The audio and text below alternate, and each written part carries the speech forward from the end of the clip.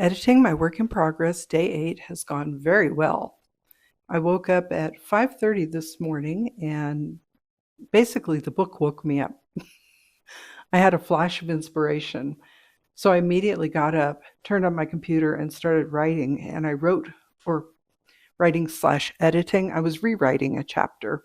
And by the time we had breakfast an hour later, I ended up having a new chapter and I got through several others throughout the course of the day. So today was very productive on the editing front.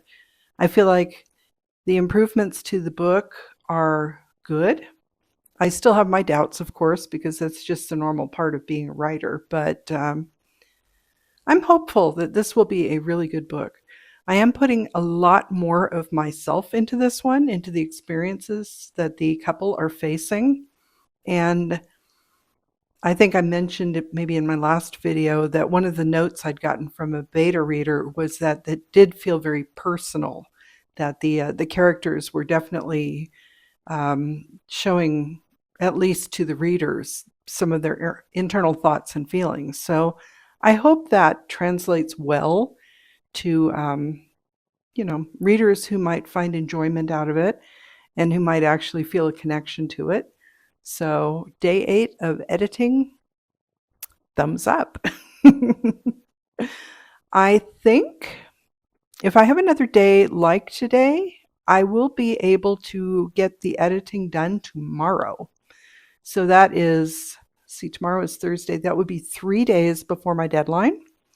I'm pretty sure I would not send it back to the editors until Wednesday at the earliest, because I will probably do a quick skim of it to make sure I didn't miss anything. But I'm very hopeful that the book will be ready to go back to the editors by Wednesday, which will be a couple of days before my deadline. If that's the case, Thursday may end up being an off day because I've had a request to visit my grandkids again. They get a little antsy if I don't see them at least every other week, which is very sweet, but sometimes it makes it difficult when I'm trying to get things done. I do want to see them, of course, and hang out with them and with my kids and, do other fun things too, which is one of the reasons I'm trying to get through these 2 projects. I should also mention that I've had some thoughts about my young adult historical, Battleborn Bride, that once I get back to work on that, which may be, if I don't go anywhere on Thursday, that's when I may get back to Battleborn Bride, or probably more likely on Friday. JT and I don't have anything planned for the rest of this week, which leaves me open to get a lot of work done, and I'm very thankful for that. So, like I said, unless I go visit my grandkids, which is always a good use of my time, I will be working for the rest of the week. And then our next scheduled event, you might say, at least internal event, is our normal weekly Saturday morning meeting. And then we will do our podcast recording on Sunday, the one where JT and I sit down and chat with each other. And hopefully by that point, I will be deep into fast drafting my Battleborn Bride again, because I really need to get that one done. What is today? Today is April 13th already. So I need to get that to my editors by a month from today. And it's not quite done yet. So I'm pretty sure that the book is going to go to the editors without beta reads first. But once I get it to the editors, I will send it to beta readers so they can be reading it at the same time, because the first round, as I think I've mentioned before, is a somewhat professional beta read from my editors at Red Adept. And they've had some wonderful insights. I've really appreciated the feedback that I've gotten from them, and I think it has been very helpful. So I'm looking forward to having them read Battleborn Bride, but I would also like to have at least a young adult author read it.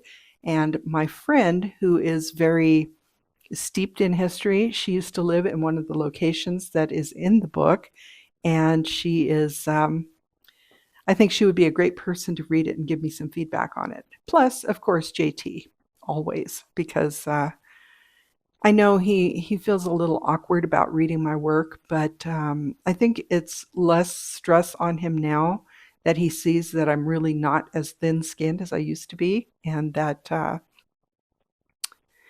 don't think he minds as much, even though my writing is not his taste.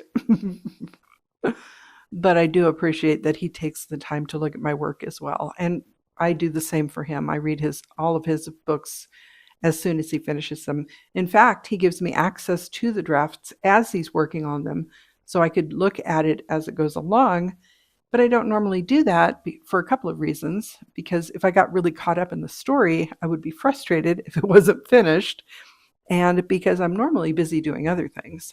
So I will generally sit down and do a read through once the manuscript is complete, even though I have access before that. And I think that reading each other's work, while we don't give each other a lot of input on it because we're too close, I think at least having an idea of what we are each working on is good for our business, at least. I'm not sure how it might help or hinder our relationship, but as long as we're not too cruel to each other about our writing, I think we're fine. So I feel very positive about today's editing session.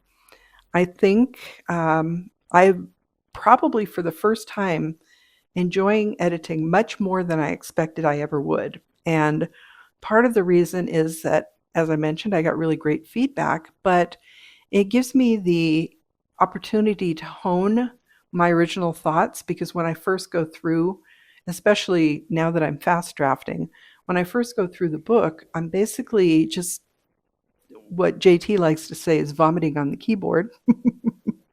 And sometimes maybe the things that are up here don't come out quite as clearly as I would hope they did.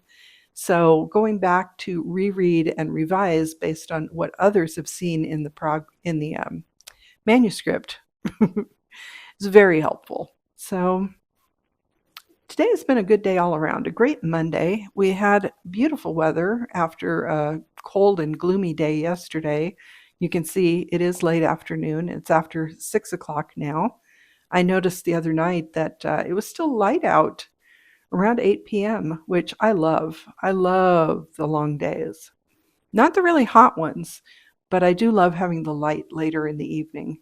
It is very cozy having those short days in the winter when we can curl up. But normally I'm so stressed about things at that time of year because I haven't really planned ahead the way I keep telling myself I will. I'm so stressed by the holidays and things that I don't enjoy it as much as I should. I'm really going to try to do better about that this year. And since I'm trying to hold myself accountable here, mentioning it now, I am going to get Christmas gifts early. I'm going to hide them away. I'm not going to wait until the fall. And I do have hiding places where I can just wrap them and set them aside. And I just have to make sure I remember where I put them so I don't run out and buy new presents around Christmas time because I've forgotten the previous ones. But I do hope to do that this year. And that way I feel like the holiday season will be a lot less stressful for me. But that's still 8 months away. We've got plenty of time, and we're going to have hopefully at least some lazy times in between. I am looking forward to getting these two manuscripts off to the next step of their process, and then I'm not going to take a complete break. I plan to start revising Restless Spirits Book 3, and at the same time, I'm going to start writing my Spooktober poems. So I will be soon doing a playlist with my trusty typewriter. So if anybody came across those before, and I'm sure you haven't checked in since, because I I was baffled by how excited people were by that typewriter video. So we'll see if that continues on. But I do plan to sit down and do some typing, and that should be a lot of fun. I wish I could replace my one missing key. I did let my youngest daughter use my typewriter for quite some time, and she probably got a little bit carried away with it, but that's what happens when you let kids play with your things. And I'm not at all upset. It's just I kind of wish I had all the keys. I know which key it is, but pushing on the metal piece instead of a nice plastic piece is not the most comfortable thing. So we'll see how that goes. But I think it will be definitely will be fun to do those on the typewriter. I'm hoping, I mean, I might even write some out longhand on nice sheets of paper, but I might actually bind a few copies of my own of the book and have them available for sale at some of our events so that I do know how to do basic bookbinding because I learned how to do that in when I was an archivist. I had some training in conservation and preservation, which was a lot of fun. So I think it would be great to do a little hand sewn chapbook, make a nice little cover for it, maybe even figure out how to do the nice lettering. So they could be some special edition copies that I could have on hand when we're doing our October events. We'll see how that goes. But I don't know. Now that I think about it, they wouldn't be typeset, they would be typewritten. So it might be a little too rough, but we'll see. And I do think that I may do some illustrations to go along with the poems. I definitely need to do some more graphic design related to the Restless Spirit series. I have my logo that I haven't completed. So my goal is to get that logo done by the time book 3 comes out, because I do want to create some swag and some bookmarks that are themed to my book series. Because right now, JT and I are using a generic bookmark for 2 more books, and it has our photos on it, and it talks about what we do, and then links for our website and things like that. So we do have just the generic bookmarks, but I do want to have some that are themed to my books. And we may do the same thing with some of JT's books. He hasn't really mentioned it, but I think it would be nice because that could be a good way to promote, especially series, to people who may not be ready to buy when they stop by our table. We can hand them a bookmark and then hopefully have a link to where those books are available. So, and it could also be nice, something nice to send out with the books, because we have mailed out a few copies through our online bookstore, and unfortunately, the shipping was much more expensive than we expected. So I don't know that we're going to be selling a lot of copies that way in the future. But when we did that, I did the special wrapping on the books, so the tissue paper wrapping where you can tuck little things like bookmarks in, and little thank you notes and things like that. So I would like to do more swag, maybe who knows, maybe some stickers, because stickers are always fun, especially for kids. Definitely, if I can, I would like to do some that will be related to Battleborn Bride, because I hope to really encourage young adults to read that book, even though I'm hoping that people of many ages will read it. I'm guessing probably be not middle grade, but more like 14 and up, maybe, or something like that. But there shouldn't be, excuse me, aside from mentions of battles and things like that, there shouldn't be anything too graphic. So,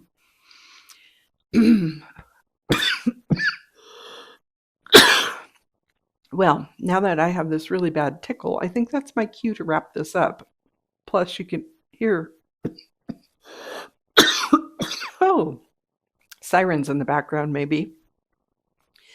So, great day of editing, day 8 of editing my work in progress, Restless Spirits Book 2. I hope to get it back to my editors by Wednesday, and then get back to work on fast drafting Battleborn Bride. So I thank you for joining me today. I hope you're having a wonderful day and week so far, and I will talk to you again tomorrow. I'm Cassidy Carson, and this is The Life of a Writer. Take care.